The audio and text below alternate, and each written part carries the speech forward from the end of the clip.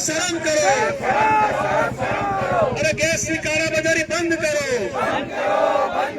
अरे गैस की कालाबाजारी बंद करो। अरे प्रजा ने लूटवानुं बंद करो। अरे प्रजा ने लूटवानुं बंद करो। अरे भाजपा नेताओं शर्म करो। अरे भाजपा नेताओं शर्म करो। अरे एलपीजी गैस में कालाबाजारी बंद करो। अरे एजेंसी ने नामे लूटवानुं बंद करो। अरे कालाबाजारी बंद करो। भाजपा नेताओं शर्म करो।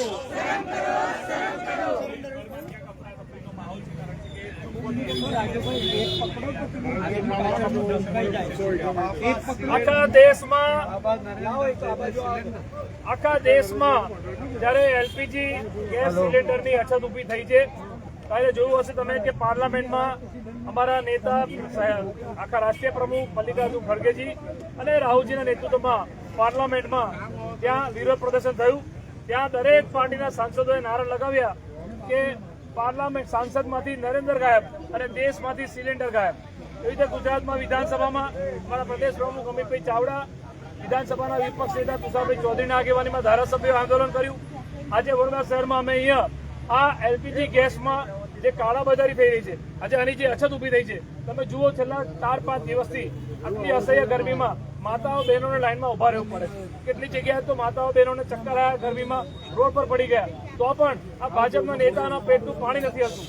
કારણ કે આ એટલા જાડી જામીના થઈ ગયા છે કે આજે જે પ્રજાને મુશ્કેલી પડી રહી છે, પ્રજાને જે તકલીફ પડી રહી છે, એ પણ આ બીજેપીના નેતાઓને ખબર નથી પડતી।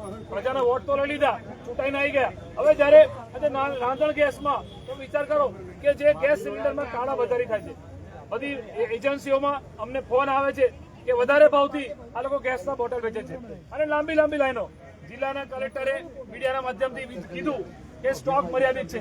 અમે કલેક્ટર સાહેબને કહે છે, સાહેબ ગપ્પા મારવાનું બંધ કરો, જો સ્ટોક મર્યાદિત હોત તો આ બધી માતાઓ બહેનો લાઈનમાં ના ઉભું પડે। કોંગ્રેસ પાર્ટી જિલ્લા કલેક્ટરશ્રીને અમે ચેતવણી આપીએ છીએ કે જો તમે તાત્કાલિક આ વડોદરાની પ્રજાને આ રાંધણ ગેસમાં જે શોર્ટેજ થઈ છે એની તાત્કાલિક તમે એની પૂર્તિ નહીં કરો તો આવનારા દિવસમાં કોંગ્રેસ પાર્ટી આ આંદોલનને વોર્ડ વાઇઝ કરશે અને ઘરે ઘરે જઈને માતાઓ બહેનોને અમે જાગૃત કરીશું। કારણ કે આજે રાંધણ ગેસ એટલે કોઈના રસોડા સુધી પણ આ ભાજપના નેતાઓને એટલી પણ શરમ નથી કે કોઈ ગરીબ મધ્યમના લોકો શાંતિથી રાંધણ ગેસનો ઉપયોગ કરીને જમવાનું બનાવી શકે। આજે હોટલવાળા હોય, રેસ્ટોરન્ટવાળા હોય, આવનારા દિવસમાં જે પાઇપલાઇનથી ગેસ આવે છે એમાં પણ અમને તો કોઈ એવું કીધું કે એમાં પણ શોર્ટેજ ઊભી થવાની છે। ત્યારે તાત્કાલિક આ જે રાંધણ ગેસમાં એક તો કાળાબજારી બંધ થાય, એજન્સીઓને કલેક્ટર દ્વારા સૂચના આપવામાં આવે, બાકી કોંગ્રેસ પાર્ટી આંદોલન કરશે। જો વડોદરાની પ્રજાને કનડગત થશે તો અમે પ્રજા માટે રોડ રસ્તા પર આવીશું। પ્રજા માટે રોડ રસ્તા પર આવીશું તેવી વાત ભાજપ સરકાર શરમ કરો, શરમ કરો, ભાજપ સરકાર શરમ શરમ કરો।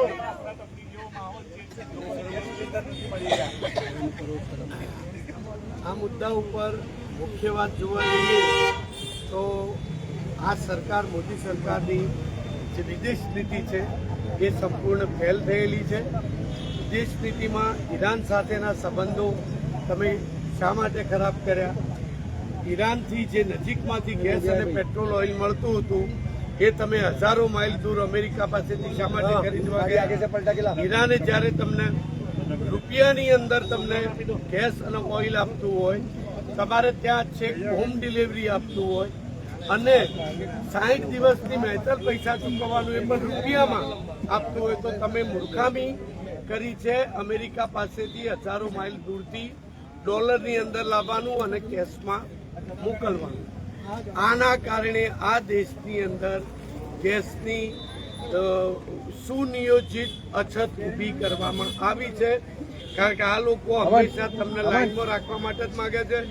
પહેલા એમને નોટબંધીની લાઈનમાં તમને ગોઠવ્યા, પછી કોરોનાની અંદર હોસ્પિટલ અને ઓક્સિજનના બાટલાની લાઈનમાં ગોઠવ્યા અને અત્યારે તમને ગેસના બાટલાની લાઈનમાં ગોઠવ્યા। આ સરકારનો એક જ મનસૂબો છે, તમે ગુલામી કરો, એમની વાહવાહી કરો અને એમની સાથે જો કદમ મિલાવો તો તમે સારા, નહીંતર તો તમે દેશદ્રોહી છો।